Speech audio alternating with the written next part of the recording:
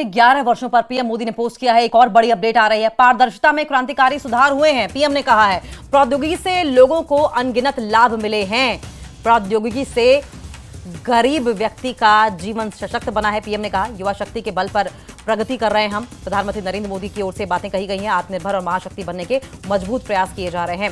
Digital India के 11 वर्षों पर पीएम मोदी का पोस्ट सामने आया है। पारदर्शिता में क्रांतिकारी सुधार की बात प्रधानमंत्री नरेंद्र मोदी ने की है और साथ साथ उन्होंने प्रौद्योगिकी से लोगों को किस तरीके से अनगिनत लाभ मिल रहे हैं इस पर भी बातचीत की। प्रौद्योगिकी से गरीब व्यक्ति का जीवन कैसे सशक्त बना है इस पर पीएम ने बात की है। युवा शक्ति के बल पर प्रगति कर रहे हैं हम, इस पर बात हुई है। आत्मनिर्भर और महाशक्ति बनने के मजबूत प्रयास भी किए जा रहे हैं।